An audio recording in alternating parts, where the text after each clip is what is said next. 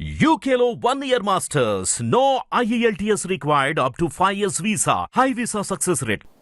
కుటుంబంలో శకునే ఉన్నాడు, ప్రగతి భవన్లు ఉన్నాడు, పార్టీలు ఉన్నాడు, ఎందుకు సర్వాంతర్యామి. ఆనందకరుడు శకుని. శకుని ఆ చెప్పు, ఎవరు పేరు తెలుసు? చెప్తే better కదా? నాకు తెలుసా పేరు? అది చెప్పు. చెప్తా చెప్పండి. చెప్పు. సంతోష్. శకుని సంతోష్ అంట కరెక్టా? అవునండి. నీకెట్లా తెలుసు నాకు జనరల్ నాలెడ్జ్ చాలా ఉంది నాకు. నీలాగా అనుకుంటున్నా. సంతోష్ మీకు ఇబ్బంది, ఆయన కూడా రిలేషనే కదా సంతోష్ కూడా. కేసీఆర్ గారి భార్య తరఫు బంధువు, అట్లా భార్య తరఫు బంధువు కాబట్టి మాకు ఇబ్బందులు చేసిండు. ఆ ఇబ్బంది వల్ల నాకు కూడా కేసీఆర్ గారికి ఎంత ఆత్మగౌరవం ఉంటుందో అంతకంటే ఒక ఆకు ఎక్కువై ఉంటుంది నాకు కూడా. అదే కాబట్టి రక్తం నేను కాబట్టి. అంతే కదా, ఉమ్. ఆయన కంటే పెద్ద ఆయన పుట్టిందాని కాబట్టి డెఫినెట్గా నాకు ఇంకా కొంచెం ఎక్కువనే ఉంటుంది కాబట్టి అట్లా ఈ ఇబ్బందుల వల్ల, ఆ శకుని పెట్టిన ఇబ్బందుల వల్ల కేసీఆర్ గారు కూడా ఏం చేయలేని పరిస్థితి కాబట్టి నేను బయటకు రావాల్సి వచ్చింది. ఇప్పుడు ఆ సంతోష్ అందరికి ఇబ్బంది పెట్టిండంట కదా మేడం, ఇప్పుడు ఆయనే ఇబ్బందులు పడ్డాడు. ఆయన ఏమి ఇబ్బందులు పడ్డాడండి? 1000 ఎకరాలు ఎక్కడికక్కడే ప్రతి రాష్ట్రంలో, ప్రతి జిల్లాల, ప్రతి దేశంలో ఉన్నాడు. 1000 ఎకరాల జాగాలు. లండన్లో కూడా ఆయన ఏమి ఉన్నాడు, ఇబ్బందులు పెద్ద పడుతున్నాడు అండి? ఏమి ఇబ్బంది లేడు. ఆ. కాదు, సంతోష్ రాజకీయ నాయకుడు కాదు. మొన్న రాజ్యసభ సభ్యుడు అయ్యాడు. ఏది కేసీఆర్ చేసిండు ఓకే. ఇప్పుడు ఆయన కోసం కొంతమంది సీనియర్ లీడర్లు పద్మశ్రీ కోసం కొట్లాడుతున్నట. ఆయన ఏమంతా చేసింది పద్మశ్రీ ఇవ్వాలి సంతోష్కి? అదే ఓ చెట్ల దుకాణం పెట్టిండు కదా. పెట్టిండు. ఆ చెట్ల దుకాణం పెట్టి నాకొకటి, ఇప్పుడు కవిత జాగృతి పెట్టే కేసీఆర్ గారి వారసుడుగా కేటీఆర్ కాబట్టి నాకొకటి, నా ఐడెంటిటీ నాకు ఉండాలి అనే దాంట్లో అది అడ్డదారులు వచ్చిన రాజ్యసభ ఒకటి ఉంది. దాంతో సాటిస్ఫై అవ్వక నాకు వీళ్ళందరికంటే మించి పేరు రావాలి అనే దాంట్లో ఇది పీకే ప్రోగ్రాం కదండి. పీకేదా? పీకేకి డబ్బులు ఇచ్చి చేయించుకున్న ఈవెంట్ కదా ఇది. ఈ చెట్ల పేరు మీద జరిగింది అది. ఇప్పుడు ఆయన కూడా సపోర్ట్ చేస్తలేడు కదా మేడం, మొత్తం ఈడీ వాళ్ళు ఎవరు రైట్ చేస్తున్నారని చెప్పి ఆయన కూడా మూలకైపోయిండు. అది కాదా, అట్లా కాదా లెక్క? ఇక ఎందుకు మూలకు పడ్డాడో మనకు తెలియదు కానీ మీకు తెలుసు కదా మేడం, మీకు తెలియకుండా ఉంటారా? మాకంటే తెలియదు మేము పబ్లిక్లో. అదేనండి. ఇక మరి ఇప్పుడు కష్టమైన సొమ్ముతోటి సంపాదించుకొని బతుకుతానేమో మనలాగా నిర్భయంగా మంచిగా ఉంటాం. కానీ దోసుకున్న సొమ్ముతోటి బతుకుతున్న వాళ్ళు భయంగా ఈరోజు ఈడీకి, సిబిఐలకు భయపడి దాక్కునే పరిస్థితి ఉంటుంది. ఇప్పుడు ఆయన దాక్కున్నాడో తెలుసా? కనిపిస్తున్నాడు వెళ్ళిపోయినా మన సంతోషరావు. కనబడ్డా మన కేసీఆర్ పక్కన ఫోటో కనిపించింది నాకు మొన్న. ఏదో 1-2 సార్లు బయట మీటింగ్స్ లా కనపడ్డాడండి. బయట మీడియాలో కనిపిస్తున్నాడు, పబ్లిక్ కనిపిస్తున్నాడు. సంతోష్ నీకు ఏమైనా ఉన్నదా? ఏం లేదు, ఆశితగాదాలు ఉన్నాయా? నాకెందుకుంటుంది ఆయనతో. అంతకుముందు నేను నేను అన్నట్టు పొద్దున్న లేదు, మధ్యాహ్నం లేదు, రాత్రి లేదు ఉన్న అతను ఇప్పుడు ఎప్పుడో అడపదడప కనపడుతున్నాడు. ఇప్పుడు ఆయన వల్ల ఆయన కొడుకు కూడా ఇబ్బంది పడ్డాడు, బిడ్డ కూడా ఇబ్బంది పడ్డది.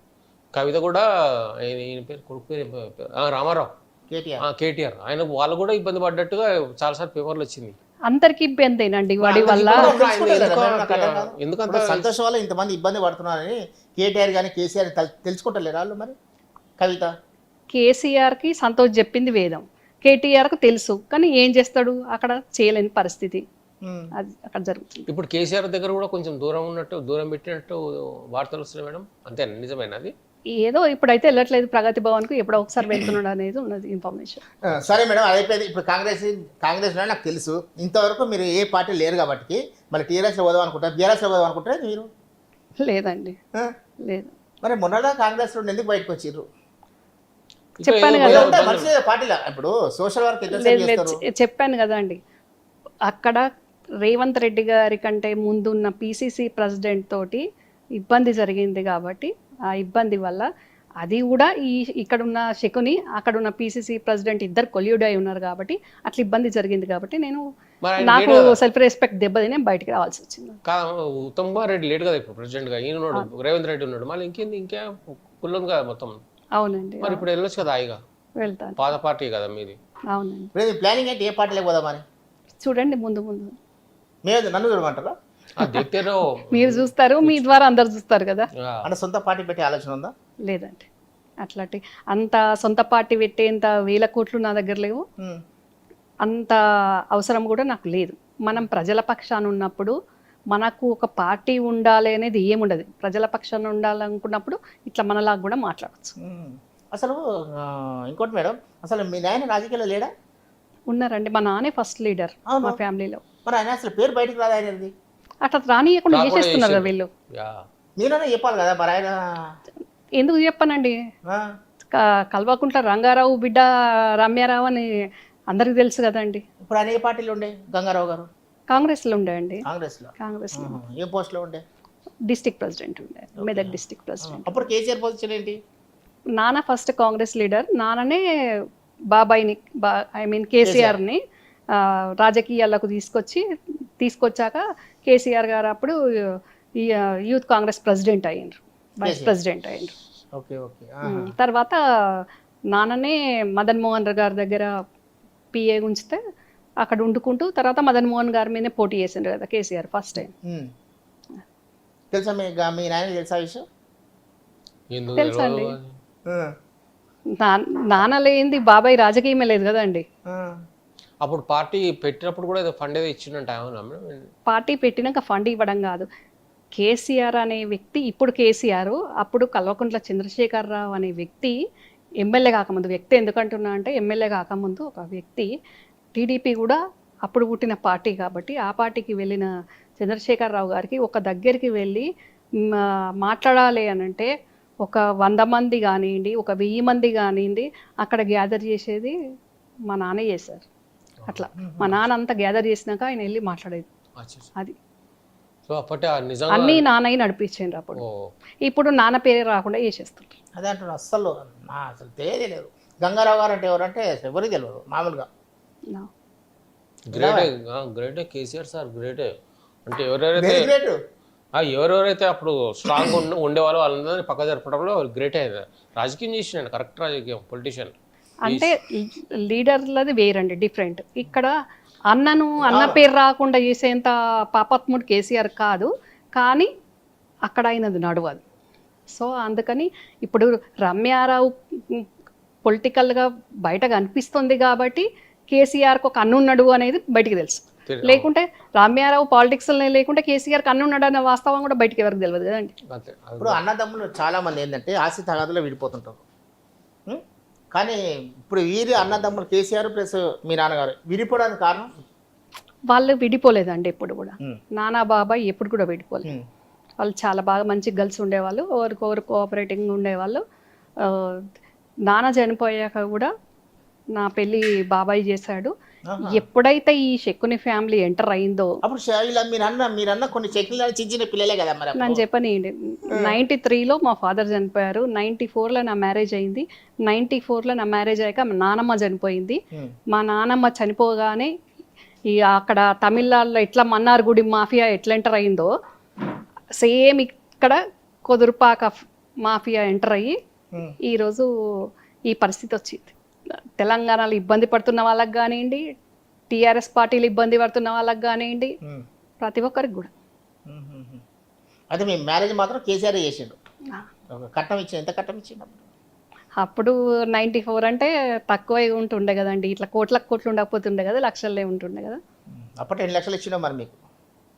ఇంకెక్కువ ఇచ్చారు. లక్షలు కోట్లేనా? లేదండి, కోట్లు కాదు, లక్షలే ఇచ్చారు. లక్షలు ఇచ్చింది అప్పట్లో. మరి గ్రేటే కదండి. మరి మంచిగా టీఆర్ఎస్ పార్టీలు ఉండాలి కానీ శకుని ఉన్నాడు కదా, అందువల్ల బాబాయ్ ఒక్కరు కాకుండా నాకు మేనమామ ఉన్నారు, ఎన్ఆర్ఐ కిషన్ రావు గారు అని. మా మీనమామ కూడా అప్పుడు అమెరికా నుండి రాలేకపోయినా ఆయన కూడా కట్నం ఇచ్చి నా పెళ్ళికి సహకరించారు. అట్లా అంటే మొత్తం ఫ్యామిలీ మాత్రం కేసీఆర్ బాగా చూసుకునేవాడు, ఒకవేళ రాజకీయాల సంబంధం లేకుండా ఉంటే. డెఫినెట్గా. కానీ టీఆర్ఎస్ పార్టీ పెట్టిన తర్వాత మీరు దూరం అయ్యారు చాలా మంది. టీఆర్ఎస్ పార్టీ పెట్టగానే కాలేదండి.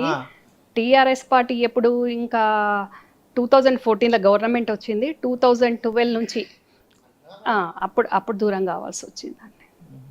అంటే దూరం చేయడం ఎప్పటి నుంచి స్టార్ట్ చేసిందంటే కేసీఆర్ గారు కరీంనగర్ ఎంపీ అయ్యారు 2006 బై ఎలక్షన్లో.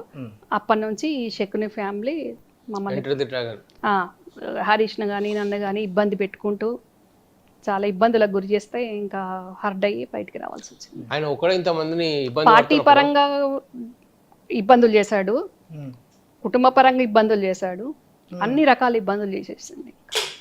ఏం జరుగుతుందో పెద్ద ఆయనకు తెలియదు, మేమైనా చెప్పి బాధ పెట్టలేము, వీళ్ళు బయట చేసేది అట్లా ఉంటుండే. కేటీఆర్ ఉన్నారు, కవిత ఉన్నారు, మీ వాళ్ళే కదా.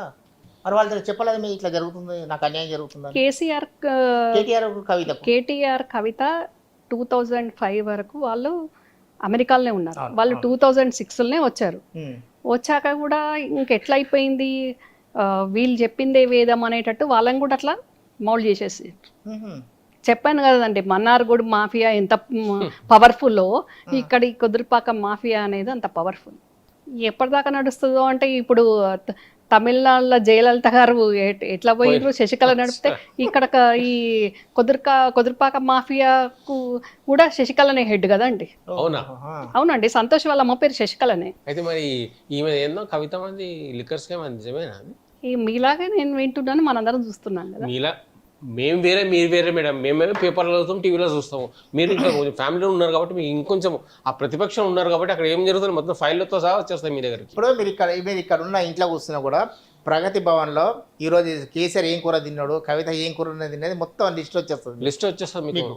కూడా అట్లాంటి అక్కడ ఏం జరిగినా మొత్తం వచ్చేస్తుంది మీకు, అవునా కాదా?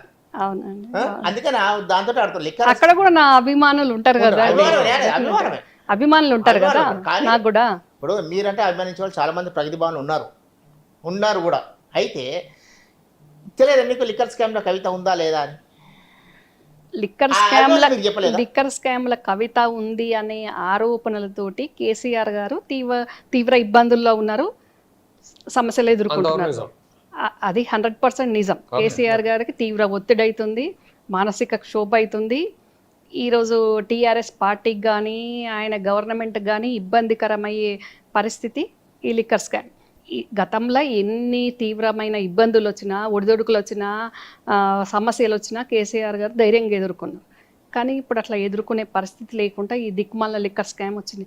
ఈ లిక్కర్ స్కామ్లో కవిత ఉన్నది అనే ఆరోపణ రావడానికి సూత్రధారి కూడా ఈ శకునే. మరి గ్రహించలేదా మేడం, నేను మోసపోతున్నా, నా అడ్డం పెట్టుకొని శకుని మామ ఇట్లా చేస్తున్నా అని చెప్పి కవితమ్మ అర్థం చేసుకోలేకపోయిందా? లేదండి, శకుని ఎట్లా చేస్తాడు అని అంటే, ఇంకా ఈ తర్వాత కేటీఆర్ అవుతాడా సీఎం, హరీష్ రావు అవుతాడా సీఎం, ఎవరైతారో ఏమో, మన జాగ్రత్తలో మనం ఉండాలి, మనం కూడా దోసుకోవాలి, మనం కూడా ఎమ్మెల్యేలను కొనుక్కోవాలి, ఎంపీలను కొనుక్కోవాలంటే డబ్బులు ఉండాలంటే ఇట్లా చేయాలి, ఇట్లా చేస్తే ఈజీ మనీ వస్తుంది అనే దాంట్లో అట్లా చేస్తాడు. కాబట్టి అందులో ఆ సాలగూడలో కవిత చిక్కుకుంది. మరి హరీష్ రావు సపోర్ట్ ఎంతవరకు ఉంది మీకు? ఒక మరిదిగా సపోర్ట్ ఉంటుంది, టీఆర్ఎస్ నాయకునికి ఉండదు. నాకు ఆయన వేరే పార్టీ, నేను వేరే పార్టీ కాబట్టి ఆబ్వియస్గా ఉండదు, ఒక మరిది ఉంటుంది. ఒకవేళ ఇప్పుడు టీఆర్ఎస్ నుంచి బీఆర్ఎస్ అయింది కాబట్టి, ఇప్పుడు బీఆర్ఎస్లోకి మీరు ఏ పార్టీ లేరు కాబట్టి మీరు పిలిస్తే వెళ్తారా? వెళ్ళాం. డైరెక్ట్ కవిత ఫోన్ చేసి రమ్మంటే అస్సలు మీ బాబాయ్ ఫోన్ చేసి పోనీ శకుని మామ రమ్మంటే అమ్మ రా అంటే శకుని మామ నా గేట్లకు ఎంటర్ అయ్యే క్వాలిటీస్ కూడా వాడికి లేవు. గేట్లకి ఇంటికి ఎంటర్ అవుతారు మేడం, ఫోన్లో మాట్లాడతారు మీతో. నేను ఫోనే లిఫ్ట్ చేయ కదండి, నా నెంబర్ నుంచి మాట్లాడతాడు పొరపాటున, కట్ చేస్తా కదా కాల్. బ్లాక్ లో పెట్టేస్తుంది నీ నెంబర్, నీకు కాల్ వస్తాయి. మీ ఫోన్ కాబట్టి మీ నెంబర్ నాకు దగ్గర ఉంటది కాబట్టి లిఫ్ట్ చేస్తా, మీరు అట్లా వాడితో మాట్లాడిస్తే కట్ చేస్తా. ఆయన నుంచి అయితే పోరు మీరు అడిగి. అసలు ఆయన నా ఎడమ కాలు చెప్పు కింద దుమ్ముతోటి సమానం అండి. ఇంకా మాట్లాడకు, ఓకే శకుని ఇంత క్లారిటీ చెప్పింది. ఒకవేళ నేను అన్నట్టుగా పార్టీల నుంచి మీరు అనుకున్న ఆ శకుని పక్కకి వెళ్ళిపోతే మీరు ఆ పార్టీలతో కలవడానికి ఇష్టపడతారా? అది జరగని పని అండి. అంటే మీకు నచ్చని వ్యక్తి అక్కడ ఉన్నారు, శకుని అన్నారు, సంతోష్. శకుని అక్కడి నుంచి జరగడము జరగని పని. ఒకవేళ జరుగుతే అది జరగని పని, అంత క్లారిటీ జరగని పని అండి. అది తమిళనాడులో ఏమైంది, జయలలితనే మీదికి పోయింది, శశికళ ఎక్కడ ఉంది, వాళ్ళు జరిగినరా? జయలలిత గారికి కూడా ఫ్యామిలీ మెంబర్స్ ఉన్నారా వాళ్ళకి దగ్గర? ఎవరున్నారు? పోయస్ గార్డెన్ ఎవరి పరమైపోయింది. అట్లాగే ఇక్కడ ప్రగతి భవన్ కూడా. పోయస్ గార్డెన్ అంటే మన సికింద్రాబాద్ ఇక్కడ ఉన్నది, మన హైదరాబాద్ లో అదేనా మేడం పోయస్ గార్డెన్ అంటే? కాదండి, తమిళనాడులో ఉంది. ఇక్కడ కూడా కబ్జా చేసినట్టు కదా, అది అవునా? అవునంటున్నారు. మేమంటే అవును అంటున్నారు, అవును అంటానే రావాలి, మీరు కూడా అట్లాంటి ఎట్లా మేడం? అంటే నాకు అథెంటిక్ గా తెలియాలి కదండి, తెలియంది నేను ఎట్లా అంటాను? సరే అది పోనీ కానీ మీ మ్యారేజ్ ఏ సంవత్సరంలో అయిందన్నారు? 94 అండి. 94. అప్పుడు 94. అప్పుడు మీ పెళ్లికి విఐపీలు ఎవరెవరు వచ్చారు? చంద్రబాబు గారు తప్ప అందరు వచ్చిండ్రండి. అవునా? అంత అంటే మీ నాయనని చూసి కేసీఆర్ చూసి ఆగురాబాయ్, మీ నాయనని చూసా కేసీఆర్ చూసా? ఇద్దరిని చూసండి. అవునా? ఇద్దరిని చూసొచ్చి. ఇప్పుడు నాకు చెప్పండి, చంద్రబాబు పిలవలేరా? ఆయన ఎందుకు రాలే? ఏమోనండి మరి అప్పుడు ఏముండేనో. మేమంటే రాలే, మాకైతే పిలవలేదు కాబట్టి మేము రాలే. ఇప్పుడు చంద్రబాబు కూడా నా పిలవలేదు. కొడుకు పెళ్ళికి పిలుస్తాను మిమ్మల్ని. కొడుకు పెళ్ళికి వద్దు తీవా, పెద్ద కొడుక చిన్న కొడుక? పెద్ద కొడుకు పెళ్ళికి. Okay done. ఇద్దరు కొడుకుల పెళ్ళికి ఇద్దరిని పిలుస్తాను. కంపల్సరీ. పార్సల్ తీసుకుపోవచ్చు కదా మేడం వచ్చి. అప్పుడు ప్రగతి భవన్ నుంచి ఎంతమంది వస్తారు చూడాలి అప్పుడు. అప్పుడు మీరు అనుకున్న ఆ షొక్కుని అంటే పిలువారా, ఆలయం పిలువారా? ఇందాక నా ఎడమ కాలు చెప్పు కింద పెళ్ళికి కూడా, దుమ్ముతో సమ. పెళ్ళికి. నా గేట్లకు ఎంటర్ అయ్యే క్యాలిబర్ లేని వాళ్ళు నా కొడుకు పెళ్ళికి నేను ఎట్లా ఆహ్వానిస్తా అండి? నా ఎడమ కాలు చెప్పు కింద దుమ్ము అనుకున్న వాళ్ళని చెప్పు కింద దుమ్ము దులుపుకుంటాం కానీ దాన్ని రాసుకుంటామా? మంచి స్ట్రాంగ్ మొత్తం, చాలా స్ట్రాంగ్, చాలా స్ట్రాంగ్. ఇంత స్ట్రాంగ్ మహిళని ఎక్కడ చూడలేదు నేను, ఇంత స్ట్రాంగ్. అట్లా కాదు నిజంగా మేడం. మీ మీ ఏదో కొన్ని ఫామ్ హౌస్ ఏదో కొంచెం కబ్జాలో పెట్టినట్టు అంటున్నారు, కరెక్టేనా? దానికోసమే మీరు దూరం పెట్టింది? ఫామ్ హౌస్ కాదండి, నాకు ఒకటి క్వారీస్ ఉండే గ్రానైట్ ఏరియాలో ఓకే. ల్యాండ్ ఉంది. నా ల్యాండ్లో అండర్ గ్రౌండ్లో గ్రానైట్ ఉంది. అది ఉన్నది 2.5 ఎకరాలే. దాని పక్కకు గవర్నమెంట్ క్వారీస్ ఉన్నాయి. ఆ క్వారీస్ వీళ్ళు లీజుకు తీసుకున్నారు, ఈ శకుని అండ్ టీం వాళ్ళు. ఓకే. ఇబ్బంది చేసిండ్రు, ఎంక్రోచ్ అయ్యి అంత స్క్రాప్ అంతా పడేసి ఇబ్బంది చేసి. ఇది సీఎం అయినాకనా సీఎం కాకముందు? సీఎం కాకముందు నుంచే నడుస్తుంది, సీఎం అయినాక ఇంకా కంప్లీట్గా ఎక్కువ చేశారు. ఇప్పుడు నేను మీడియాలో మాట్లాడితే ఒక నాది కానీ అట్లా 1000 మంది కబ్జాలు అవుతున్నాయండి. మీరు అసలు మీరు అలా రిలేషన్ నుండి మీరు తీసుకున్నారంటే మామూలు విషయం కాదు. మా మామూలు ఎంత పోతుందో మరి ఈ లెక్కన. అంతే కదా, అదే ఆ విషయమే ప్రజలకు తెలియాలని నాది నేను వెనక ముందో కాపాడుకుంటా. ఆ ఫైట్ చేసేంత సత్తా నా దగ్గర ఉంది. ఎట్లా తీసుకోవాలి, నాది నేను ఎట్లా కాపాడుకోవాలనేది నాకు ఉంది. కానీ తెలంగాణ ప్రజలకు అందరికీ తెలియాలి, నాన్ని ఇంత ఇబ్బందులు పెడితే తెలంగాణలో ఉన్న ఇక పేదవాళ్ళనందరినీ కూడా ఇట్లనే 1 ఎకరం ఉన్న వాళ్ళను ఏ రకంగా వాళ్ళకు ఇబ్బందులు చేస్తున్నారు అనేది తెలంగాణ ప్రజలకు సామాజికంగా అందరికీ తెలియాలి. కాబట్టి నేను అందుకే నేను కూడా ఇక్కడ జగకోనలేదు మేడం, నాకు కూడా ఇక్కడ కబ్జా చేస్తారు అని చెప్పేసి. ఎవరు? వీళ్ళు టీఆర్ఎస్ వాళ్ళు. నువ్వు చేయకపోతే చాలు మందిది. ఏం చేస్తాను పాపం తను చేసేటట్టున్నారండి. అట్లా మీరు ఇప్పుడు మీరు ఇంత అమాయకంగా మీరు చూస్తే, అసలు మీరు చూస్తే మాత్రం అమ్మో ఆమె జోలికి పోతారా టైప్లో ఉంటారు మీరు చూస్తే. అవునా? మీ జాగానే కబ్జా పెట్టిండ్రు, ఇది మీకు కారు వెళ్ళారు. వాళ్ళు చేసే దృష్టికి పోలేదు. ఇది నేను ప్రెస్ మీట్ పెట్టినాక తెలుస్తుంది కదండి, అమ్మో ఈమె జోలికి పోవద్దని అంత టెర్రరిస్ట్ ఏం కాదండి నేను. ఎట్లా కనిపిస్తుంది మేడం? మంచిగా టాకింగ్ పవర్ బాగుంటుంది మేడం. దీనికి తెలియదా నీకు? టాకింగ్ పవర్ ఉంటుందిలే కానీ మేడం. అయితే దీని గురించి మాట్లాడదాం ఒకసేపు. ఈ కవితమ్మ గురించి. ఆమె అసలు ఎక్కడ కనబడలే మొన్న ఈ స్కామ్ అయినప్పటి నుంచి, ఆమె మీద లిక్కర్ కేసు వచ్చినప్పటి నుంచి. మొన్న ఒక్కసారి కనిపించింది మునుగోడులో గెలిచినప్పుడు, ఏదో మాట్లాడినట్టు ఉంది టీవీలో. మేము మా ప్రజలందరూ మా సపోర్ట్ ఉన్నారు, మా పార్టీకి సపోర్ట్ ఉన్నారని చెప్పేసి. అంతవరకు ఆమె ఎందుకు కనబడలేదు మేడం ఎన్ని రోజులు? మరి ఆమె ఏం లేనప్పుడు ఏమో కేసీఆర్ గారు ఇన్ఛార్జ్లు వేసిన వాళ్ళు వెళ్ళిండ్రు, ఈమెకి ఏ బాధ్యత అప్పచెప్పలేదు కాబట్టి కనపడలేదు. అసలు వెళ్ళలేదు అంటే వెళ్ళలేదా? వెళ్ళలేదు. అప్పటికే వెళ్ళిపోయింది కాంగ్రెస్ నుంచి. నేను మునుగోడుకు వెళ్తే వేరే రకంగా ఉంటుంది. వెళ్తే ఏ పార్టీ తరఫున వెళ్ళేవాళ్ళు? కాంగ్రెస్ తరఫు నుంచి కదా. అసలు డిపాజిట్ అసలు 16,000 ఓట్ల ఏదో చిన్న బడ్జెట్ అండి అది. పాపం అంత తక్కువ ఏం రాలేదండి, 23 ఏమో వచ్చినట్టున్నాయి. శ్రవంతికి 23,000 చేంజ్ ఏమో వచ్చినట్టున్నాయి. ఎందుకంత ఘోరంగా ఓడిపోవడం కాంగ్రెస్? కర్నూలు సాగుకు 1,00,000 కారణాలు అన్నట్టు అక్కడ శ్రవంత్ ఓటమికి చాలా కారణాలు ఉన్నాయి. కారణాలు ఉన్నాయని తెలిసింది. ఇప్పుడు తెలిసాక మేము చర్యలు తీసుకునేది ఉందా, లేకపోతే లైట్ తీసుకుంటారా మళ్ళీ వచ్చే ఎలక్షన్ దాకా? లైట్గా ఎందుకు తీసుకుంటారండి, రెక్టిఫై చేసుకోవాలి కదా. రెక్టిఫై ఈ పాటిగా చేసుకోవాల్సింది. అన్నీ తెలుసు, సంగతులన్నీ తెలుసు, తెలిసినా కూడా గచ్చిపోయినారు, ఓడిపోయింది ఆమె. ఇప్పుడు మళ్ళీ అసెంబ్లీ ఎలక్షన్లు వస్తున్నాయి, మళ్ళీ కూడా చూద్దాంలే అనుకుంటే మళ్ళీ అట్లే అవుతుంది. ఈసారి అట్లా జరగకపోవచ్చు.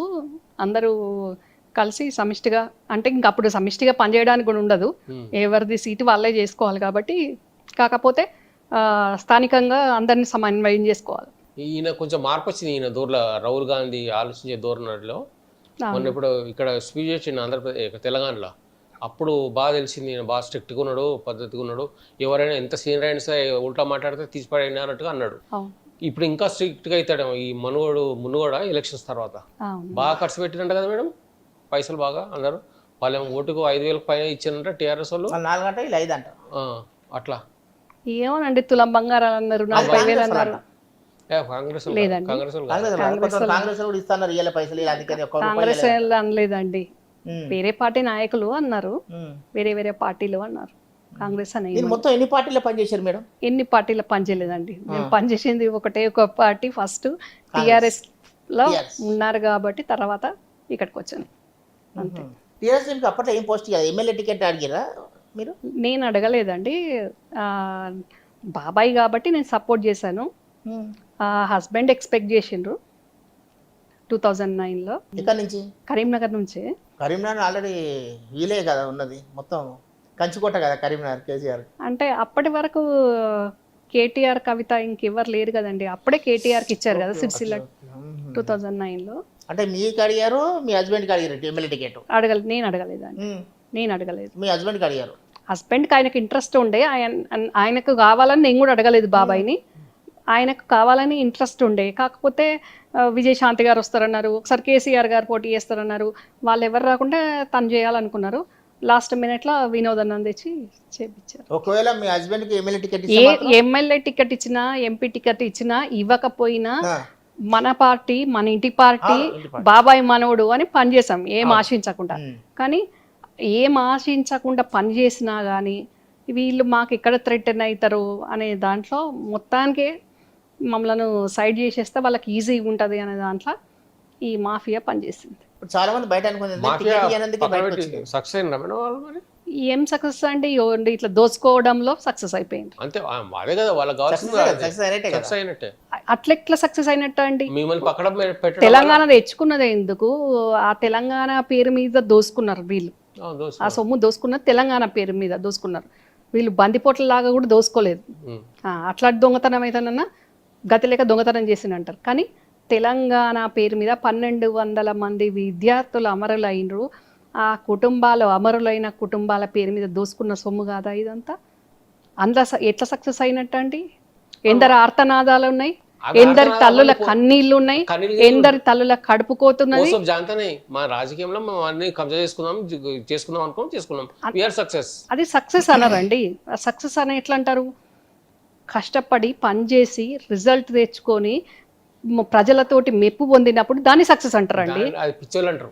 కష్టపడి సక్సెస్ చేసి ఇంత కష్టపడి లేదు. కేసీఆర్ అనే వ్యక్తి ఒక పార్టీ సృష్టించి కొట్లాడి, ఆయన మైండ్ తోటి కొట్లాడిండా, కాల్జేలతో కొట్లాడిండా, ఎట్లనో కొట్లాడి అందరినీ సమన్వయం చేసుకొని అందరి సహకారంతో కొట్లాడి తెలంగాణ తెచ్చిన అని చూపించండి. అది సక్సెస్ అంటారు. కానీ 1200 మంది అమరుల పేరు మీద, తెలంగాణ అనే అక్షరాల పేరు మీద దోసుకొని దాన్ని సక్సెస్ అంటారండి. దాన్ని రాజకీయం అన్నారు, సక్సెస్ అన్నారు, రెండు అన్నారు. సరే అదంతే కదా. అది ఏమంటారు, అది భూముల రిజిస్ట్రేషన్ ఏమంటారు పెట్టిన కొత్త పేరు, ధరాత్రి ఆ రాత్రి ఏదో పెట్టిండే భూమి రిజిస్ట్రేషన్, ధరణి. దాని గురించి అది కావాలని పెట్టినట్టు అందరూ అనుకుంటున్నాం మేడం, పబ్లిక్ అంతా. మేము అది నిజమేనా? పాత అకౌంట్లన్నీ వాళ్ళ అకౌంట్లలో వేసేసుకుంటున్నారంట. ఒక్కొక్క ఎమ్మెల్యేలు అందరికి 100 ఎకరాలు ఉన్నాయంట కదా. అవునా మేడం? 100 తక్కువ అండి. ఎక్కడ 100 తక్కువ? వాళ్ళ ఎంపీటీసీలు, జెడ్పీటీసీలు, సర్పంచ్ స్థాయి వాళ్ళకే 20-25 ఎకరాలకు తక్కువ ఎవరికి లేదు. ఇంకా ఎమ్మెల్యేలకు ఏం పొందండి? ఇంకా మీరు 100లోనే ఉన్నారు. సస్తే అంత అది ఎవరు పోతుందో కూడా తెలియదు. ఎందుకు ఇంతగానో మీరు ఇందాకే అన్నారు కదా, అది సక్సెస్ అని అంటే దోసుకోవడం వాళ్ళే అది అని. అట్లాగే వీళ్ళు దీపం ఉన్నప్పుడు ఇల్లు చక్క పెట్టుకోవాలన్నట్టు వీళ్ళు సరి చేసుకుంటున్నారు. రేపు కేసీఆర్ గారు బీఫామ్ ఇస్తారో ఇవ్వరో, ఇచ్చిన గెలుస్తామో గెలవమో, మరి దోసుకున్నదంతా దోసుకున్న విషయం ఆయన తెలుస్తుంది, తెలుస్తుంది. కానీ గచ్చిపోయిందుకున్నారంటే వీళ్ళు టైట్ చేయనికే రేపు మీరు కొంచెం ఓకర్ మాట్లాడినంటే అది కేసు బయటకు వస్తుంది. అంటే ఇమీడియట్ గా తెలియట్లేదు కేసీఆర్ కి, మెల్లగా తెలుస్తుంది. తెలుసుకున్నాక టైం చూసి నొక్కి పెడతాడు. ఆయన నొక్కి పెట్టడానికే లూజ్ వదిలినట్టు ఉంది. ఇప్పుడు మీరు ఎంతమంది? మీ నాయనకు కన్నారావు గారు, మీరు, ఇంకొక ఆయన ఉన్నాడు. ఇంకొక ఆయన పేరు వంశీధర్ రావు. ఆయన ఏం చేస్తాడు? కేసీఆర్ దగ్గర ఉంటాడు. ఒక మెంబర్ ఉన్నాడు అక్కడ కేసీఆర్ దగ్గర. అందరు అధికారం సైడే ఉన్నారండి. వాళ్ళ అధికారం సైడ్ ఉన్నారు, ప్రగతి భవన్ సైడ్ ఉన్నారు, నేను ప్రజల సైడ్ ఉన్నా. మరి కన్నారావు గారు ఎందుకు దూరం ఉన్నారు? మరి కన్నారావు కూడా అదే బ్యానర్ మీద ఉన్నాడు కదా. టీఆర్ఎస్ లో ఉన్నాడా? టీఆర్ఎస్ బ్యానర్ మీదే ఉన్నాడు కదా ఆయన కూడా. మాట్లాడి మధ్యలో కొన్ని రోజులు వాళ్ళందరు పవర్ సైడ్ ఉన్నారండి, నేను పబ్లిక్ సైడ్ ఉన్నా. క్లియర్. మరి కన్నారావు గారు ఇంతవరకు ఎమ్మెల్యే కాలేదు, మంత్రి కాలేదు. మరి కనీసం బీఫామ్ టికెట్ కూడా ఇవ్వలేదు కదా. మరి ఎందుకు ఇవ్వలేదు మరి టీఆర్ఎస్లో ఉంటే? ఏం చెప్పాను మీకు ఇందాక, ఎవరికి ఎప్పుడు వస్తుందో తెలియదు. ఎవరు రెండుసార్లు గవర్నమెంట్ ఫామ్ చేసినాక రాకపోతే ఇంకెందుకు? ఒక్కొక్కసారి ఒక్కొక్కరిని చేసుకుంటూ వస్తున్నారు కదా. 1 by 1. ఫస్ట్ 2009లో కేటీఆర్ అయిండు, 2014లో కవిత అయింది, 2009 కంటే ముందు హరీష్ అయిండు, 2014 కవితన, ఆ తర్వాత సంతోష్ అయిందా రాజ్యసభ. అట్లా ఒకరిని చేస్తూనే ఉన్నారు కదా. ఇంకా టైం ఉంది అట్లా కన్నారావు గారికి. ఇక కన్నారావుకి వస్తుందో రాదో అనేది ఇక మనకు తెలియదు ఆ విషయం. చిక్కోటి ప్రవీణ ఆయన సంగతి, ఆయన కూడా ఏదో గ్యామ్లింగ్ ఆయన చేస్తుంట, పత్తలాటలు, క్యాసినో. ఈ మాటలు మర్చిపోతున్నాను. ఈ క్యాసినో బాగా ఆడుతుండేట కదా ఆయన అప్పట్లో. చాలా మంది ఇక్కడ ఎంపీలు ఎమ్మెల్యేలు చాలా మంది విఐపీస్ అందరు ఉన్నారంట. అవునా? అది కావాలని గట్టిగా ఎలక్షన్స్ అంట, అది మునుగోడు ఎలక్షన్స్ వస్తుందని చెప్పి టీఆర్ఎస్ టైట్ చేయాలని చెప్పి సెంట్రల్ గవర్నమెంట్ ఆటగా. సెంట్రల్ గవర్నమెంట్ ఎట్లా ఆడుతుందండి? నిజమే ఉంటుందా? బయటికి వచ్చింది కదా అంతా, ఇంకా అలా నిజం లేకపోవడానికి. మళ్ళీ ఆయన బాగా చాలా ఛానల్కి ఇంటర్వ్యూస్ మా దగ్గర ఏం లేదు, అట్లా ఏం లేదే. మా అందరు మంత్రులను చూడ, ముఖ్యమంత్రులని కూడా చూడ, అందరి పేర్లు చెప్తాను ఎందుకన్నాడు, ఏం లేకుంటే అన్నాడు. ఆయన పెద్ద ఫామ్ హౌస్ ఉంది, పెద్ద రకరకాల జంతువులు ఛానల్ చూపించిండు. ఇన్ని రకాల జంతువులు ఆయన దగ్గర ఉన్నాయి. చిక్కోటి ప్రవీణ్ దొక్కంది మనకు కనిపిస్తుంది, కానీ ఇంకా చీకటిలో ఇంకెంత మంది ఫామ్ హౌస్లలో ఏం భాగవతాలు నడుస్తున్నాయి, ఏమేమి బందీ అయి ఉన్నాయి, ఏమేమి బంధనాలు చేసిండ్రు అనేది వెలుగులకు రావాలా. అంటే ఉన్నాయి, ఎట్లా ఉండొచ్చు కదా, ఉన్నాయి. చిక్కోటి ప్రవీణ్కి ఆ టీఆర్ఎస్ పార్టీ మంత్రులకు సంబంధం ఏంటి? ఎవరు బయటికి వస్తే వాళ్ళకు ఈ టీఆర్ఎస్ పార్టీకి వాళ్ళకి సంబంధం ఏంది అంటారు. టీఆర్ఎస్ పార్టీలు ఉన్న ప్రతి ఒక్కరితో సంబంధాలు ఉన్నాయి. ఇంకోటి అంటారు మేడం, టీఆర్ఎస్ బీఏపీ ఇద్దరు కలిసి నాటకాలు చేస్తున్నారు, కాంగ్రెస్ తోటి సపరేట్ ఉంది, వీళ్ళిద్దరేమో నువ్వంటే కోపం ఇద్దరు యాక్టింగ్ చేస్తున్నారు అని అంటారు. అది నిజమేనా మేడం? అది అంటారు. అట్లా అంటే మీరు అన్ని తప్పించుకుంటే ఎట్లా మేడం? మేమంటే పబ్లిక్ క్లియర్ గా మాట్లాడుతున్నారు. మీకు కూడా చాలా విన్నారు. చాలా మేమేదో కుండ బద్దలు కొట్టినట్టు మాట్లాడితే కుండ బద్దలు కొట్టినట్టు మాట్లాడదామే, కుండలే బద్దలు కొట్టినట్టు మాట్లాడతారు. మీ పార్టీలో లేరు, ఏదైనా మాట్లాడచ్చు. అయితే ఏదైనా మాట్లాడొచ్చు అని ఎటుపడితే మాట్లాడను, పక్కా కరెక్ట్ మాట్లాడతాను. అవి మాట్లాడాలి కరెక్ట్. అయితే ఇప్పుడు నేను అడిగినా మర్చిపోయాను. మీరు చేసిన గడవల్ల నేను అడిగినా మర్చిపోయాను. సరే, నెక్స్ట్ మేడం, నెక్స్ట్ బీజేపీలు ఏమంటున్నారు అంటే నెక్స్ట్ గవర్నమెంట్ మేమే ఫామ్ చేస్తున్నాం అంటున్నారు. టీఆర్ఎస్ వాళ్ళు మేము ఫామ్ చేస్తున్నాము, వాళ్ళకి రావు సీట్లు అంటున్నారు. కాంగ్రెస్ లో దిక్కు మేమే గవర్నమెంట్ ఫామ్ చేస్తున్నాం అంటారు. ఈ ముగ్గురిలో ఎవరు గెలుస్తారని మీరు అనుకుంటున్నారు? హంగ్ వస్తుందని అనుకుంటున్నారు. హంగ్ వస్తుందని అది రాదు, ఇది రాదు, హంగ్ వస్తుంది. అచ్చా, మన కేసీఆర్ సార్ గంటల సేపు లెక్చర్ ఇచ్చిండు, అందరూ కూర్చోబెట్టి ఏదో వీడియోలు చూపించిండు 3 గంటల సేపు. అది నిజమా? నలుగురితో ఎవరితో చూపించిండు, ఏమో మాట్లాడుతున్నాం. అమిత్ షా గురించి కూడా మాట్లాడిండు. కొద్దిగా నిజం ఉన్నది, ఇంతంతా అబద్ధం. కొద్దిగా నిజం ఉంది. కొద్ది నిజం ఏంది చెప్పండి. కొద్దిగా నిజం వల్ల ఆ 4 ఎమ్మెల్యేలు పోతామనుకున్నది నిజం. కేసీఆర్ గారికి దొరికిపోయింది నిజం.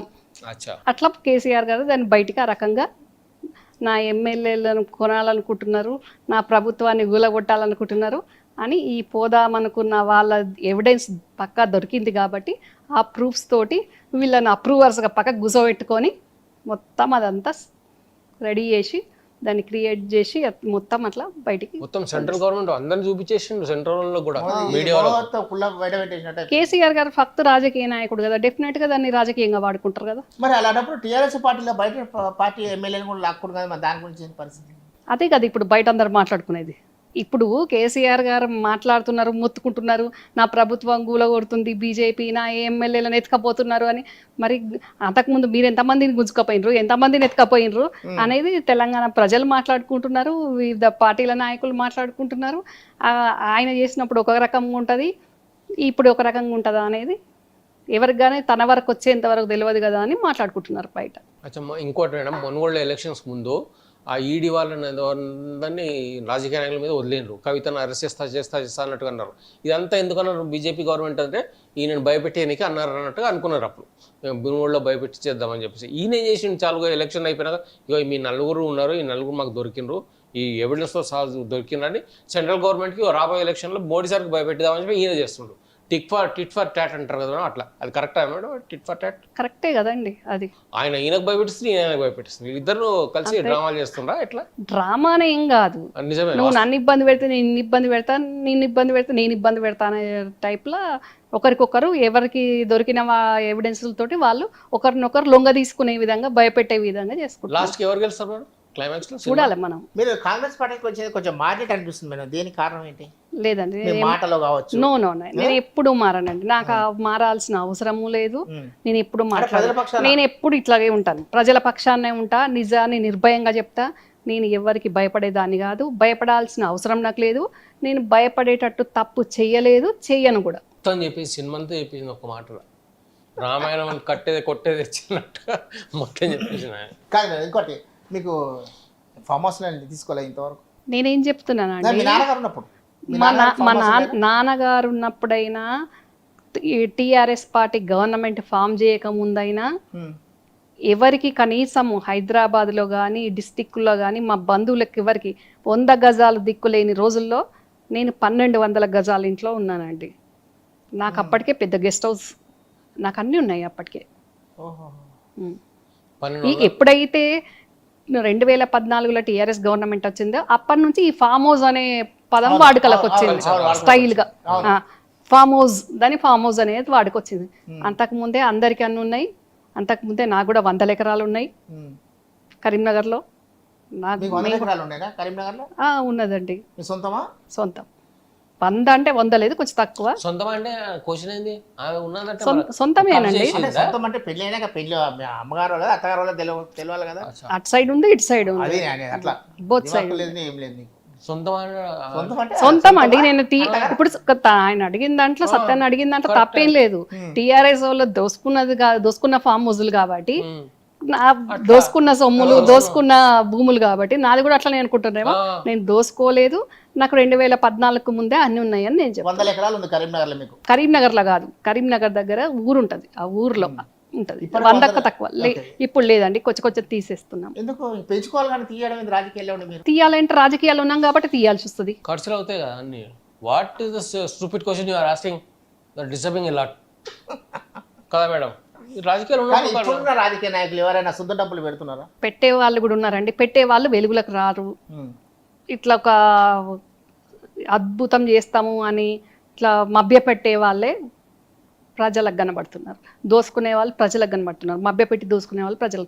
నిజంగా ఆస్తులు అమ్ముకొని ప్రజల పక్షాన ఉండే వాళ్ళు చాలా తక్కువ మంది ఉన్నారు, కానీ వాళ్ళని ఎవరు గుర్తించరు కదా. ఇప్పుడు కాంగ్రెస్ పార్టీలో కూడా ఫామ్ హౌస్ ఉన్నాయా? రేవంత్ రెడ్డికి ఉందా ఫామ్ హౌస్? రేవంత్ అన్నని అడగాలండి. పార్టీలో ఉన్నారు కదా మీరు, అందుకని అడుగుతున్నారు. నేను ఇప్పుడు లేదు కదండి, అప్పట్లో ఉన్నప్పుడు ఉన్నాను. ఇప్పుడు ఉత్తమ్ కుమార్ రెడ్డి ఉన్నాడు, ఆయన ఫామ్ హౌస్ ఉందా? ఆల్మోస్ట్ నేనేం చెప్తున్నాను, ఫామ్ హౌస్ అనే పదం వాడుకలకి టీఆర్ఎస్ గవర్నమెంట్ వచ్చిన, కానీ అంతకుముందే కాంగ్రెస్ నాయకులు అందరికీ ల్యాండ్స్ ఉన్నాయి. అందులో వెళ్ళినప్పుడు రెస్ట్ తీసుకోవడానికి చిన్న గుడిసె లాంటివో ఇట్లాంటివో ఉంటుండే కావచ్చు. ఇప్పుడు దాన్ని ఫామ్ హౌస్ లో కల్చర్ వచ్చేసింది. ఇప్పుడు మొన్న మునుగోడులో 500 కోట్ల రూపాయలు ఖర్చు అయిందంట మేడం, అవునా? దానికి ఒప్పుకుంటారా? దానికి మించేయిందా? మించేయింది. ఇప్పుడు ఒక రీజన్కే దానికి ఒక సీట్ కోసం ఇంత అయిందంటే, రేపు పొద్దున అసెంబ్లీ ఎలక్షన్లో బొచ్చడు ఉన్నాయి మొత్తం తెలంగాణ అంతా. ఎంత కావాలి అప్పుడు ఆ పార్టీ వాళ్ళకి? 1000 కోట్లు కావాలి. 1000 కోట్లు మరి ఎట్లా? ఈయనైతే ఈయన దగ్గర ఉండొచ్చు కదా. ఈయన దగ్గర ఉండడు ఏంది? టీఆర్ఎస్ పార్టీ నాయకులు అవినీతి ఏ నాయకుడు ఉన్నాడా? ఎక్కడ వెతికిన నేను మా కరీంనగర్ తీసుకెళ్తారండి, మా కరీంనగర్ చూపిస్తా. టీఆర్ఎస్ పార్టీలు ఉన్న చిన్న నాయకుడి నుంచి మంత్రి వరకు ఏ రకంగా అరాచకాలు చేస్తారు, ఏ రకంగా ల్యాండ్ గ్రాబింగ్ చేస్తారు, ఏ రకంగా కబ్జాలు పెడతారు, ఏ రకంగా భయభ్రాంతులకు గురి చేస్తారు. మీరు రావాలా సత్యనా? నేను తీసుకెళ్తా. మొత్తం అందరూ అవినీతి చేసుకుని నెక్స్ట్ ఎలక్షన్ కి అందరు పైసలు పెట్టుకుని వస్తున్నారు. అందరు పెట్టుకున్నారు. వాళ్ళ అవినీతి చిట్టా అంతా కూడా నా దగ్గర ఇంత ఉంది. అందరు పెడుతున్నాను కదా, 1 by 1 పెడుతున్నా కదా. ఇప్పుడు అతి తొందరలో కూడా పెట్టబోతున్నావు. 1000 కోట్ల కుంభకోణం పెట్టబోతున్నా.